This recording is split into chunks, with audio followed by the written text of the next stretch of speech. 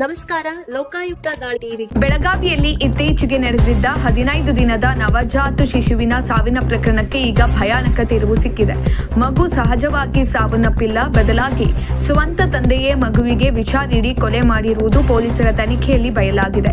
ಹೆಣ್ಣು ಮಗು ಹುಟ್ಟಿತು ಎಂಬ ಏಕೈಕ ಕಾರಣಕ್ಕೆ ಈ ಕ್ರೂರಿ ತಂದೆ ಇಂತಹ ಕೃತ್ಯವನ್ನ ಎಸಗಿರುವುದು ಇಡೀ ಜಿಲ್ಲೆಯನ್ನ ಬೆಚ್ಚಿ ಬೀಳಿಸಿದೆ. ಬೆಳಗಾವಿಯ ಕಾಕತಿ ಪೊಲೀಸ್ ಠಾಣಾ ವ್ಯಾಪ್ತಿಯಲ್ಲಿ ಈ ಅಮಾನವೀಯ ಘಟನೆ ನಡೆದಿದ್ದು, ಭೀಮರಾಯ್ ಚಿಪ್ಪಾಡಿ ಹಾಗೂ ಶೀಲಾ ಚಿಪ್ಪಾಡಿ ದಂಪತಿಗೆ 15 ದಿನಗಳ ಹಿಂದಷ್ಟೇ ಹೆಣ್ಣು ಮಗು ಜನಿಸಿತ್ತು. ಮಗುವಿಗೆ ಪ್ರಿಯಾಂಕಾ ಎಂದು ಹೆಸರಿಡಲಾಗಿತ್ತು. ತನಗೆ ಹೆಣ್ಣು ಮಗು ಬೇಡ ಎಂಬ ಕಾರಣಕ್ಕೆ ತಂದೆ ಭೀಮರಾವ್ ಮಗುವನ್ನ ಕೊಲ್ಲೋದಕ್ಕೆ ಸಂಚು ರೂಪಿಸಿದ್ದ ಅಂತ ಹೇಳಲಾಗಿದೆ. ಇನ್ನು ಮಗು ದಿಢೀರ್ ಸಾವಿನಪ್ಪಿದಾಗ ತಾಯಿ ಶೀಲಾ ಅವರಿಗೆ ಪತಿಯ ಮೇಲೆ ಅನುಮಾನ ಮೂಡಿತ್ತು.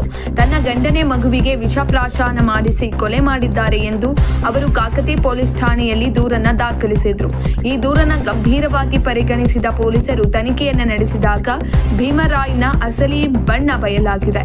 ತನಿಖೆಯ ವೇಳೆ ತಾನೇ ಮಗುವನ್ನ ಕೊಂದಿರುವುದಾಗಿ ಆರೋಪಿ ಒಪ್ಪಿಕೊಂಡಿದ್ದಾನೆ. ಇನ್ನು ಈ ಕುರಿತು ಮಾಹಿತಿ ನೀಡಿರುವ ಬೆಳಗಾವಿ ಪೊಲೀಸ್ ಕಮಿಷನರ್ ಭೂಷಣ್ ಬೋರಸೆ ಅವರು, ತನಿಖೆಯಲ್ಲಿ ಮಗುವಿನ ಕೊಲೆ ನಡೆದಿರುವುದು ದೃಢಪಟ್ಟಿದೆ. ಆರೋಪಿ ಭೀಮರಾಯ್ ಚಿಪ್ಪಾಡಿಯನ್ನ ಈಗಾಗಲೇ ಬಂಧಿಸಲಾಗಿದೆ.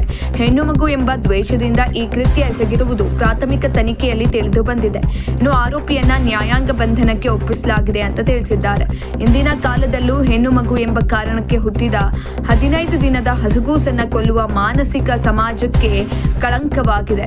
ಇಂದಿನ ಕಾಲದಲ್ಲೂ ಹೆಣ್ಣು ಮಗು ಎಂಬ ಕಾರಣಕ್ಕೆ ಹುಟ್ಟಿದ 15 ದಿನದ ಹಸುಗೂಸನ್ನ ಕೊಲ್ಲುವ ಮಾನಸಿಕತೆ ಸಮಾಜಕ್ಕೆ ಕಳಂಕವಾಗಿದೆ. ಪ್ರೀತಿಯಿಂದ ಮಗುವನ್ನ ಸಾಕಬೇಕಿದ್ದ ತಂದೆಯೇ ಕಾಲನ ರೂಪದಲ್ಲಿ ಬಂದಿದ್ದು ದುರಾದೃಷ್ಟಕರ.